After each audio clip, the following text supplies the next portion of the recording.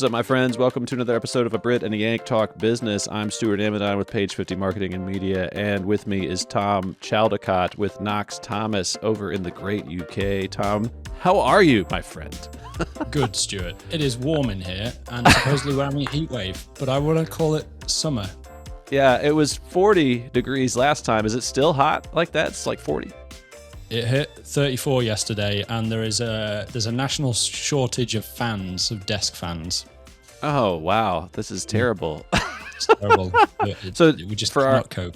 Our American listeners, 40 degrees is like 104 degrees for us. So it's not, Tom's right, it's very hot over there. Tom, I'm excited about the stuff that we're talking about today.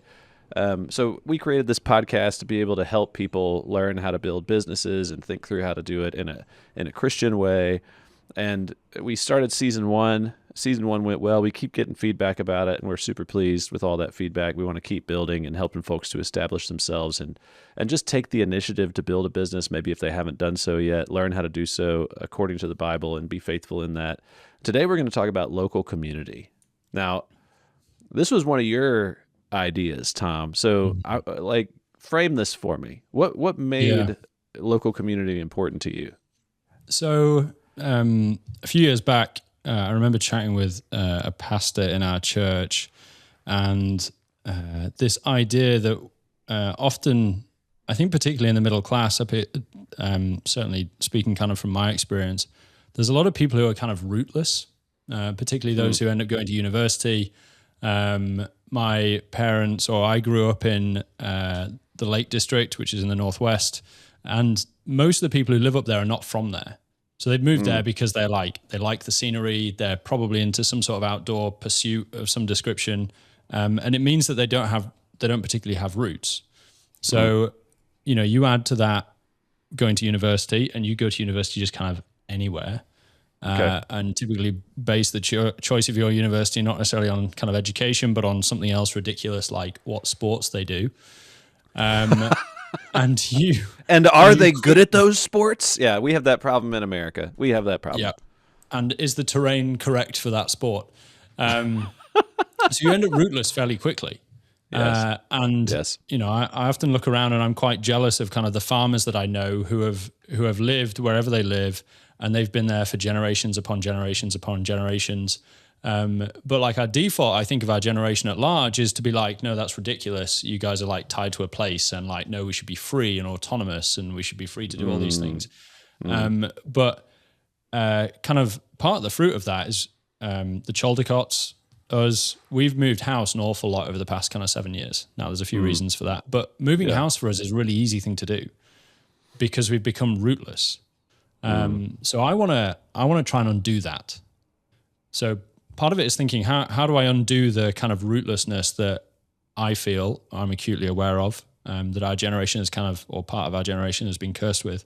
But also, how do we, in our laying down of roots, become a blessing to local community? Like, how do we engage with them? How do we further God's kingdom by kind of engaging with our neighbor in our local towns?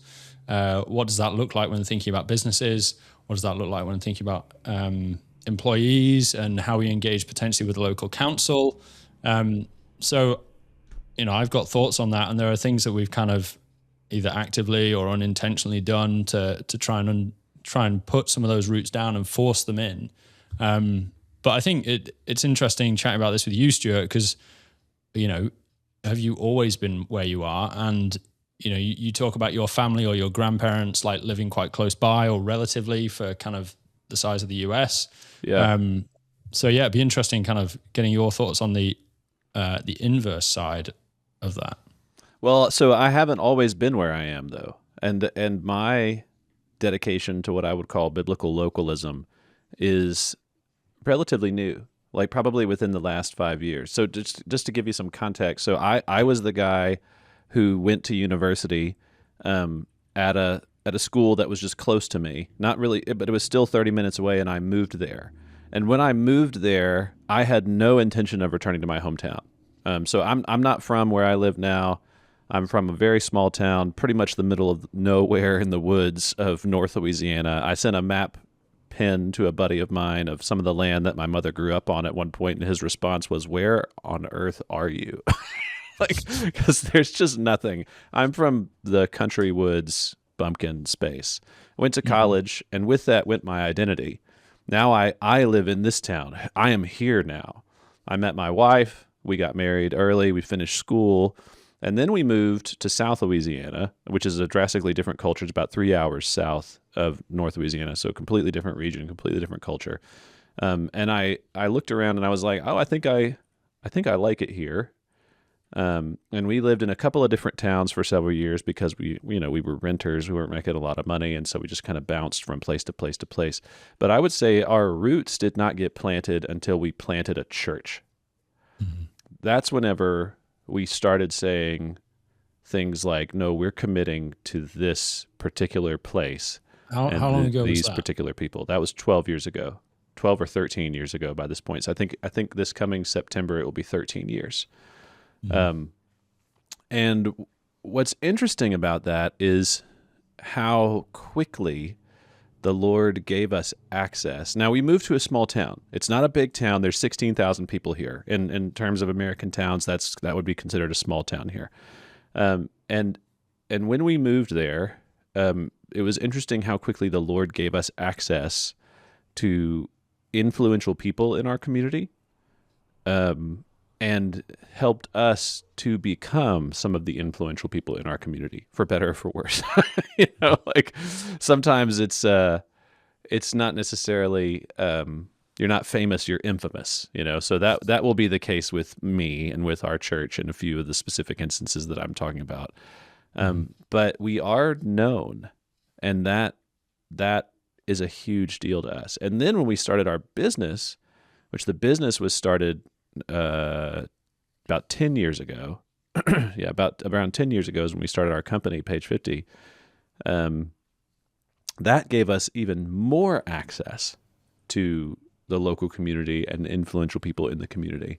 And I'm convinced that this is how we can affect the most change. So to give a reference to Doug Wilson's father, Jim Wilson, he moved to Moscow, Idaho, very intentionally.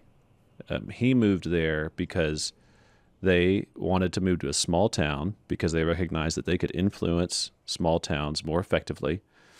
And he also wanted to move to an area that had a college, like a university present, because he thought through the college and through being a gospel witness to the students at the college, he could be then a witness to the world. Because the people go to school and then they leave and they go other places. So he looked on a map and he found a place where there was 2 colleges relatively close together in a small town, and he said, we're moving there. And because his family, so this is Jim Wilson, he's dead now, but because he went on mission and established this culture of mission and culture of biblical localism for his family, they're now 4 generations deep in this little town. Mm-hmm. And I think they said they're almost to the tipping point to where something like 30 to 40% of the local kids that live in their town go to their private Christian school, which is a huge deal, right? And their church, between all their network of churches, I think they have somewhere between 2,000 and 4,000 people total, which is a big deal in a small town. That's a large amount of the local population. It's not just hypothetical. It's not just if I move to a town and give myself to that town, I might win influence over time. It is actually a thing that happens. Now, I will contrast that with what happens specifically in America politics at a national level. I am not going to influence the national election. I'm not going to influence Congress or the Senate as far as policy and lawmaking goes. I am not going to influence the decisions of the Supreme Court. But I can influence, and I do, through text messages, through emails, through posting online, through interacting with people directly, our local politics. I can text my representative. I can text my mayor and say, hey, here's things that are going on. I think this is important. And it does something. I'm not saying he always agrees with me, and I'm not saying I always move the needle, but that's a degree of influence that I have that I want to invest in and continue to invest in. I think what happens to us, specifically in the States, is that we get distracted by the national issues, of which we will have no ability to affect change, but that becomes the raging thing on the front of our mind. And we can't do anything about it. We can't change anything about it. Yep. Instead, we have opportunity here to actually affect change. Mm-hmm. And for some reason, the vast majority of people don't. Yep. So how did you build a relationship with those people? Honestly, I started a business. So when I was a pastor, it was much harder for me to get access to those people, because when you're a pastor, you talk to them and folks kind of drop the shutters, and they put you in a specific category. Oh, this man just talks about faith. He doesn't talk about real life, because we have that Nancy Pearcey talks about this, the upper and the lower story distinction, in her book called Total Truth. But we have separated faith from life in the West, in America, maybe I'm sure in England as well. And as a result of that, they hear that you're a religious person, and they're just like, okay, well, you talk about Jesus, but nothing real. When I started a business, I was able to get past that and say, no, I talk about real things also. Mm-hmm. Also, faith is real too, and the way that I run my business is because of what I believe. Is real. But that really gave us a lot more access to councils, to the mayor, to influential people. It really gained us a lot more access, and very quickly, very, very quickly. And what are those, I don't know, if you've got kind of touch point examples, or there are things that you've particularly done going, I know that if I do X, it's going to build a relationship with Y, and therefore my roots effectively are going to be more entrenched in my locale. So I'm trying to think of what some easy examples of this would be.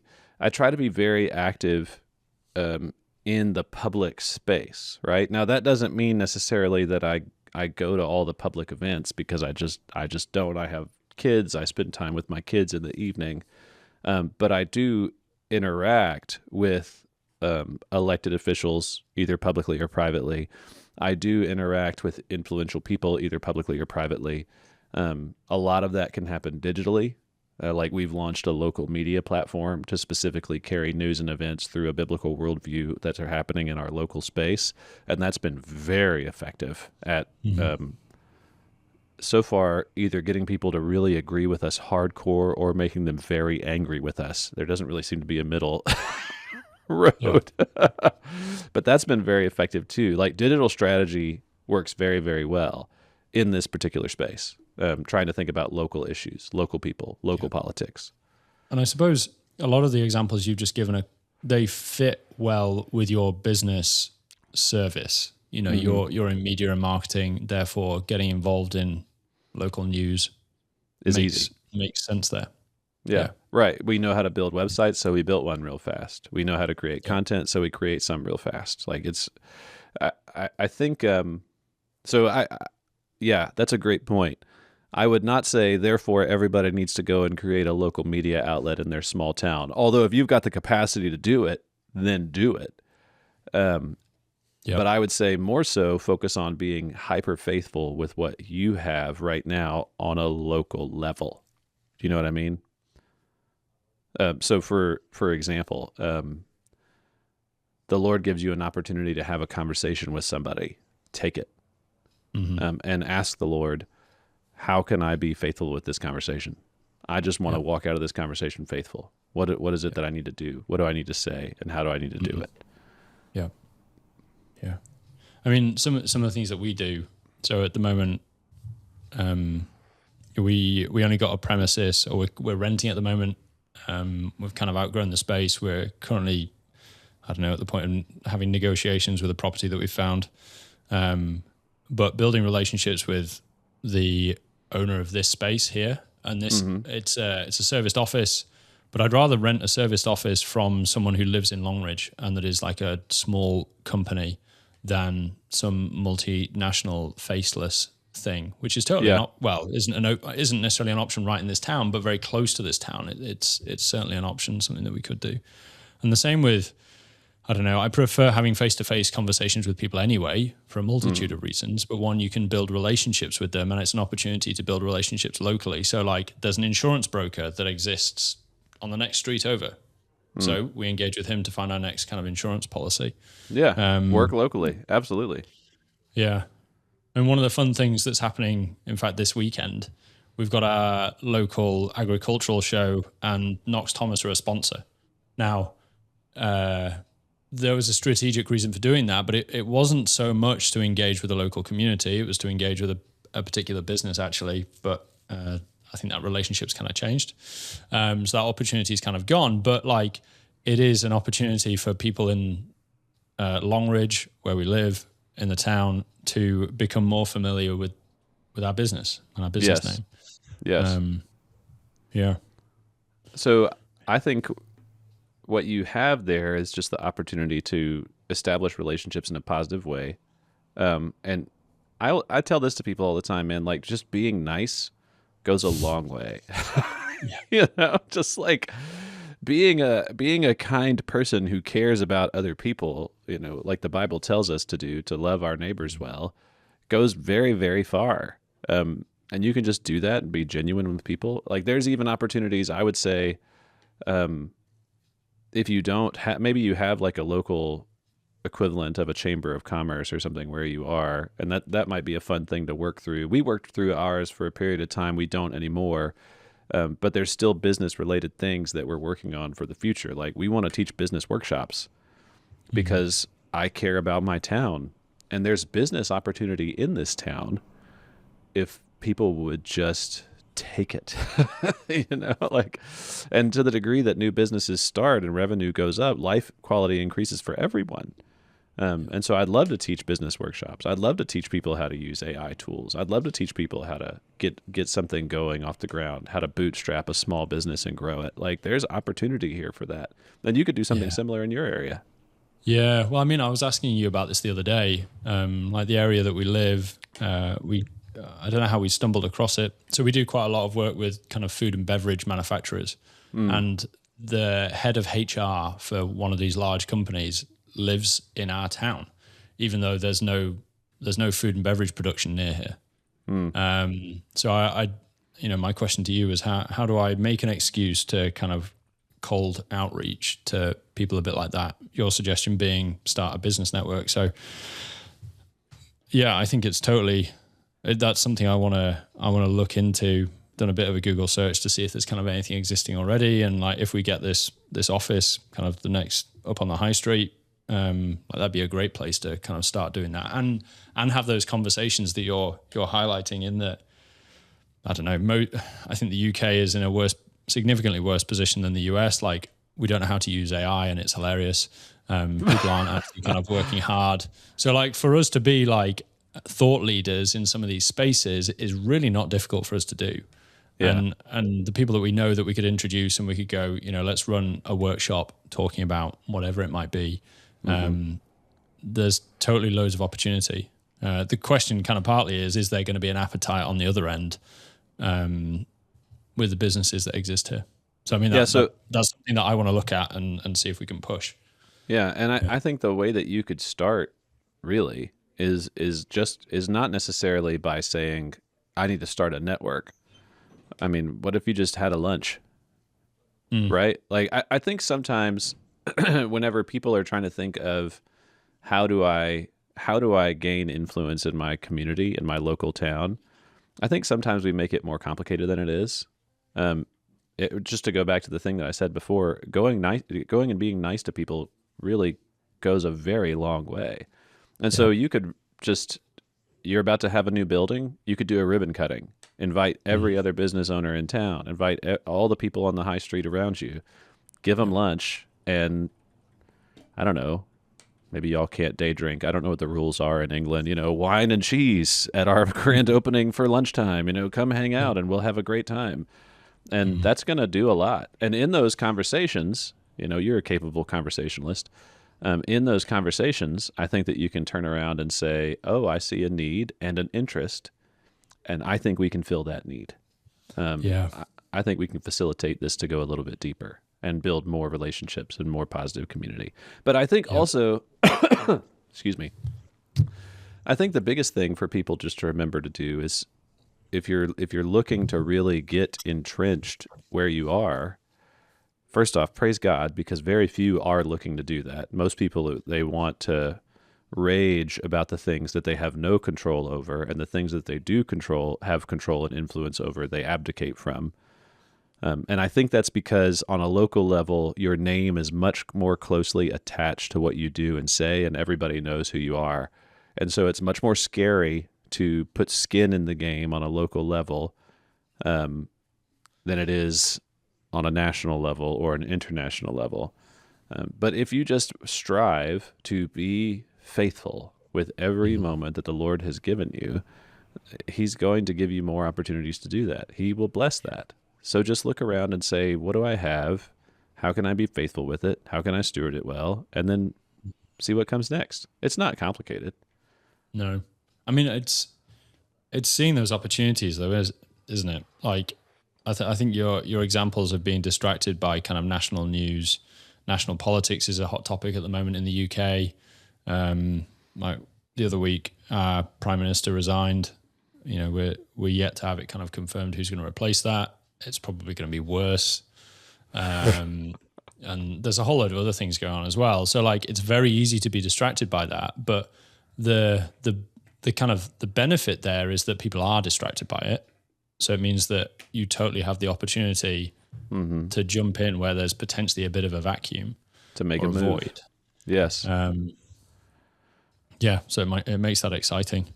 But how you stop yourself being distracted, or how you kind of alleviate yourself from the distraction of kind of national media and spot the opportunities. Like the local council meeting is in my calendar I can't remember if it's monthly or fortnightly, but it's in my calendar every however long it is, or whatever the frequency. I've never been, but there's totally the opportunity there to kind of do that, see what that looks like, and build relationships with people. And I mean, I chatted with some other people about this, and they were kind of like, if you're going to go, you need to tell them you're going to go, because otherwise they think you'll go with like just being disgruntled. So if the expectation is that people turn up and they're just disgruntled, if you turn up and you're not disgruntled, well, suddenly you're a lot more interesting, you know? Yeah. And maybe even and they're happy welcomed. to have you. Yeah. Yeah. So yeah, spotting stuff like that. But I like the idea, you know, I'm just thinking about, say we get this office. Yeah, we just pick a random day. We have 2 hours mid-afternoon. We make some flyers and just leaflet every business in the town. And if some people turn up, awesome. Yeah. And talk about it on the internet and the local communities. If you have forums or groups or anything like that, promote it there too. Like there's great opportunity, I think. I really do believe that one of the big mechanisms that the Lord has given us is business. I go back to Andrew Crapuchet's quote all the time: business is serving other people at scale. And if we can build institutions and businesses that remember that and aggressively work to execute it, I think that we'll have great opportunity in front of us. But I think that we have, you know, to go back to Nancy Pearcey's quote, we have this false distinction between the upper story and the lower story, between faith and real life. And we've got to get rid of that.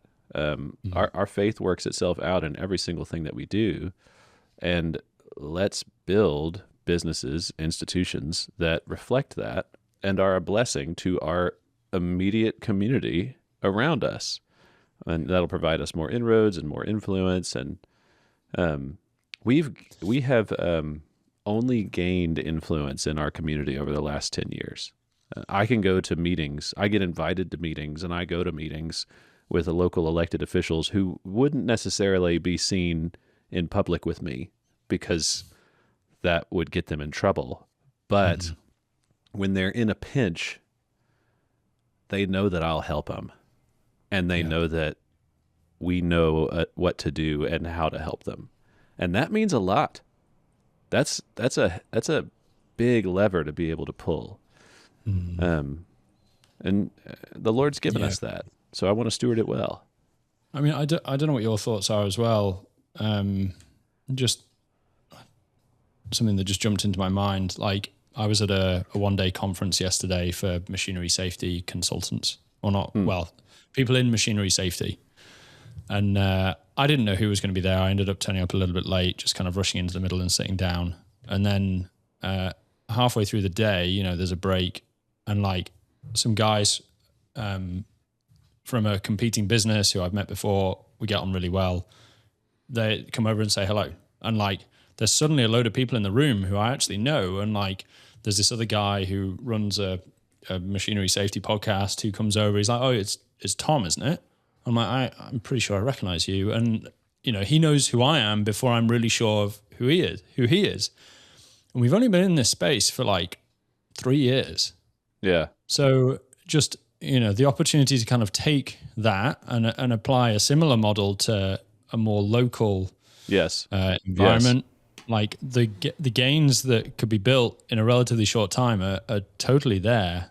I mean, I'm quite enjoying this conversation in that it's just provoking me. Yeah. I would say, don't forsake digital media on a local level, but be aware. There's a reason that you helped me with that. Well, fair point. But one of the problems is I think that people, whenever you go to digital media, you can very easily get pulled away from local. The algorithm pulls you away to things that are just there to keep you on platform longer, but to use and wield it missionally. And I think that biblical localism is a wonderful thing. I think that we can take dominion where we are first, before we try and make all our nations Christian nations. Like, how about you have a Christian neighborhood first? Can the HOA just be Christian? Can your dinner table be Christian? Let's just start right there first. And if we can remember to not get pulled away by the algorithm into this national scene, but rather to wield the tool towards this is me trying to build an exact dominion over my local area, over these local people. I've found digital to be very effective to do that. Very, very effective. But you have to do it intentionally. Because what I'm hearing right now is Tom go back on Twitter, which... No, I don't think so. So I think this is a platform situation, okay? And I think Twitter pulls hard on an international, national level, like pulls very, very hard, like probably about as hard as TikTok pulls. So in other words, when you put content on Twitter, the algorithm feeds it to everyone, okay? When you put content on TikTok, the algorithm feeds it to everyone inside of TikTok, and it's a view-based platform, okay? It's a globalism platform. Maybe think about it that way. But there are platforms I've found that lend themselves more towards localism. One of them being like a Facebook. I find that Facebook platforms, you can work in such a way that you are operating with local people. So what I do, I run LinkedIn for my business network. I run X for my national network, which I haven't touched X in months because I'm just so tired of it. But we'll talk about that in another episode. And then I run Facebook for my local network, and I deploy each one differently. I'm doing different things inside of different spaces. And the local media platform that we're launching, since it's local, launches on Facebook. And it's had tons of success because it's not getting sucked into the national space. It's staying hyper local. So there's ways to do this. There's ways to do it. And you can also create content streams, subscription-based owned media content streams. We talked about this before, that just focus on local news and events. That's a great way and an easy way for a lot of people who have those tools to kind of turn those things on. and it works out very well. I would say the challenge to everybody who's listening to this episode right now and they're trying to figure out how to get started, I would say, what's the names of your local council members? And I can just about guarantee you that everyone listening to this episode doesn't know. But they can name their prime minister.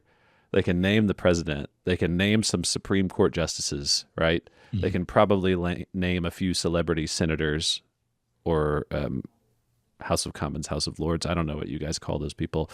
They could probably name those, a few of them.